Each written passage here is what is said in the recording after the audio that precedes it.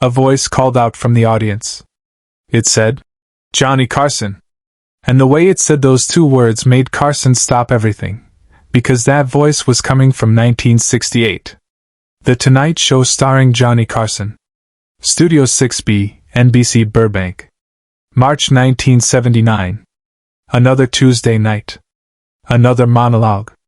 Another 300 people in the audience expecting laughs and celebrity interviews and the comforting rhythm of late-night television that had defined American culture for 17 years. Johnny stood behind his desk in his signature suit, delivering jokes about the economy, about politics, about the kinds of safe topics that made people smile before they went to sleep. The audience laughed on cue. Ed McMahon chuckled in his spot beside the desk. Doc Severinsen and the band waited for their musical cues. Everything was exactly as it should be.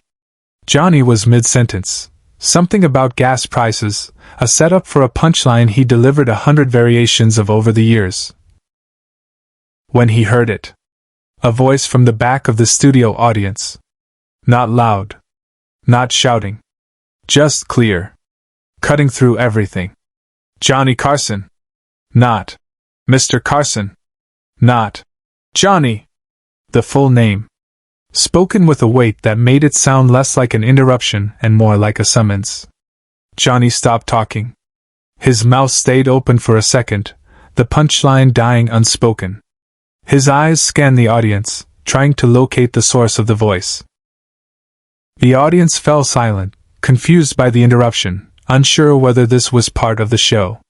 Ed McMahon leaned forward slightly, also scanning the crowd. Doc lowered his trumpet. "Johnny Carson," the voice said again. "Sir, I need to tell you something." That night on The Tonight Show, a veteran spoke and Johnny Carson's name was said in such a way that Carson had to step out from behind his desk, because that voice was coming from 1968. The cameras swiveled, operators frantically trying to find the speaker. And then the audience parted slightly, people turning in their seats, and there he was. A man in a wheelchair. Late 40s, maybe early 50s. Thin. Wearing a simple button-down shirt and slacks, an American flag pin on his collar. His hair was graying at the temples. His hands gripped the armrests of his wheelchair with an intensity that suggested it took effort just to sit upright. But it was his eyes that Johnny noticed. Even from the stage, even with the lights in his face, Johnny could see those eyes. They held something, pain, yes, but also determination. Recognition. Like they knew him. Johnny's hand moved to grip the edge of his desk. "Yes?" he said quietly, his host's voice gone, replaced by something more personal. I'm listening."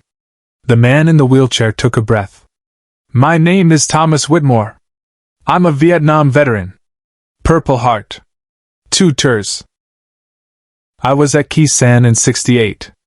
The studio was completely silent now. The kind of silence that never happened on a comedy show. The kind that meant something real had entered the room. "Okay," Johnny said softly. "Thank you for your service, Thomas."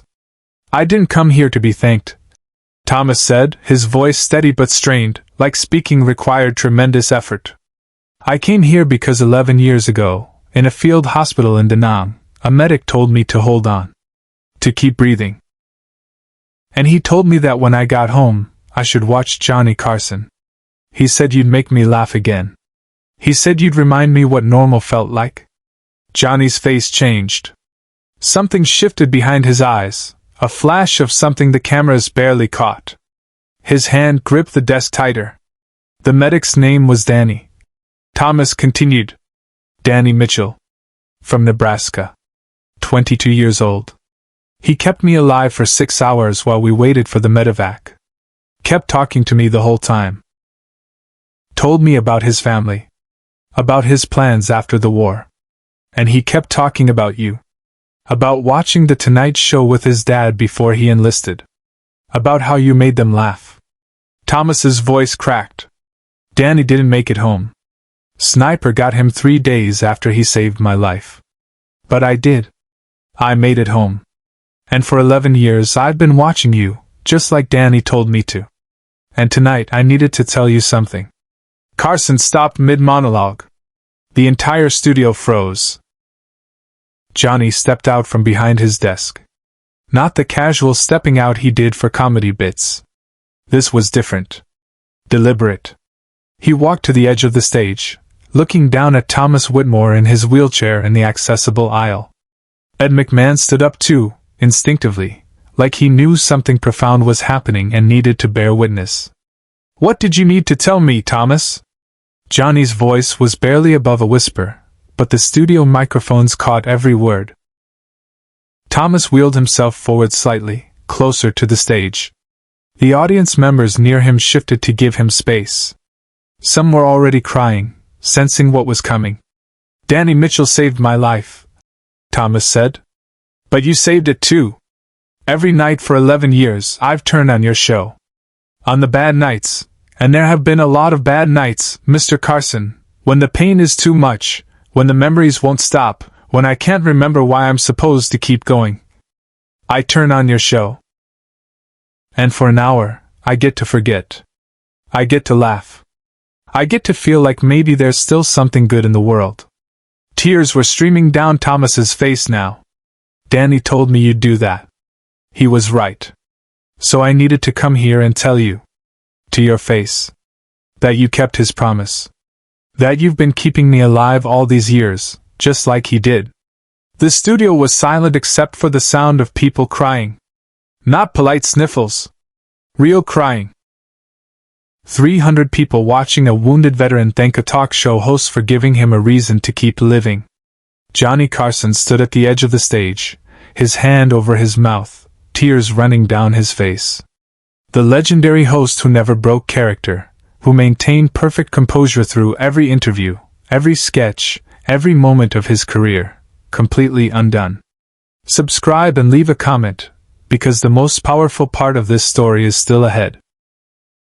To understand what happened next, you need to understand something about Johnny Carson that very few people knew. Johnny wasn't just a talk show host. In 1943, at age 17, he'd enlisted in the Navy. He'd served during World War II, stationed on the USS Pennsylvania in the Pacific. He'd seen combat. He'd lost friends. He'd come home in 1946 with memories he never talked about publicly.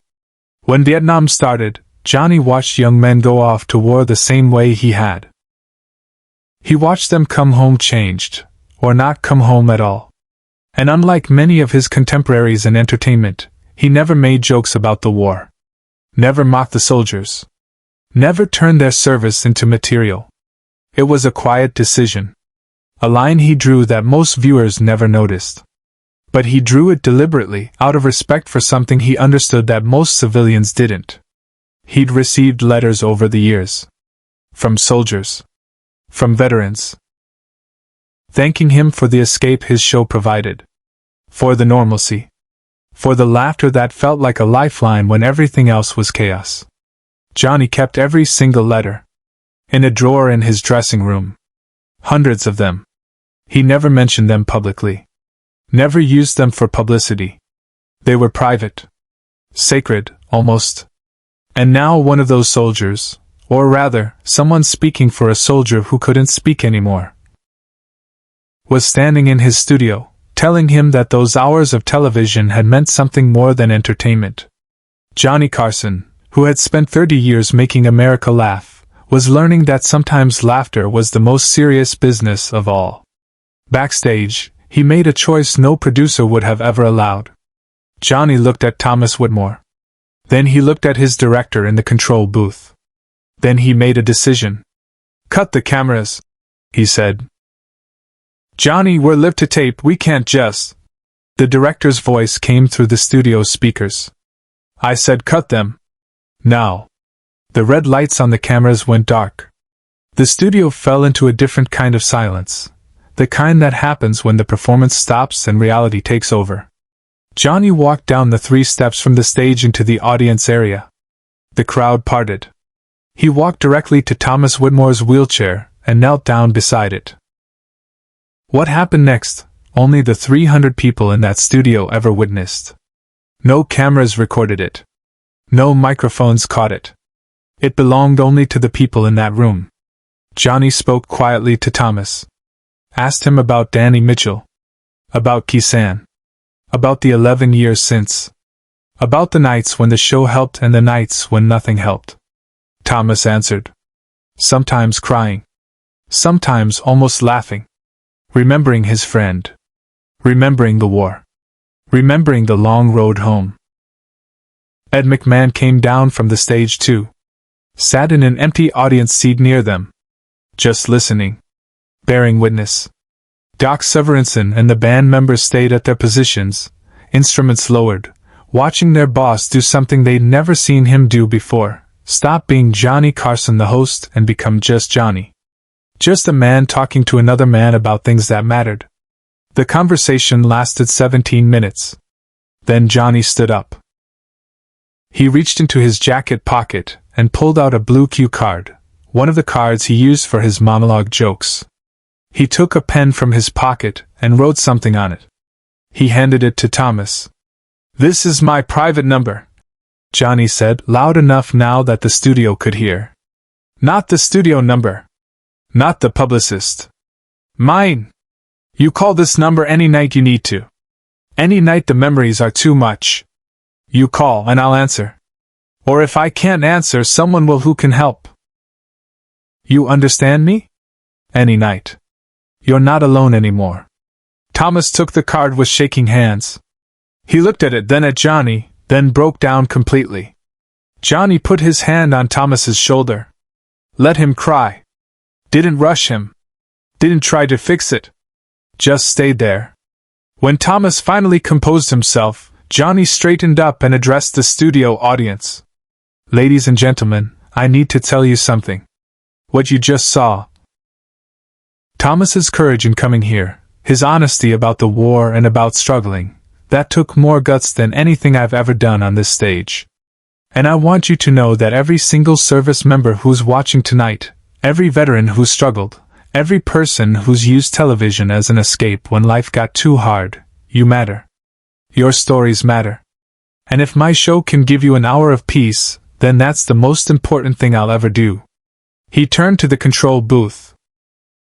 Turn the cameras back on. We're keeping all of this in the broadcast. But this was the moment no one in the studio, nor anyone at home, ever saw coming. The cameras came back on. Johnny returned to his desk. But he didn't continue the monologue. He didn't bring out the scheduled celebrity guest. Instead, he invited Thomas Whitmore to wheel himself up the ramp they quickly set up to the stage. Thomas sat beside Johnny's desk. And for the next 45 minutes, they just talked. About Danny Mitchell. About Vietnam. About what it meant to come home.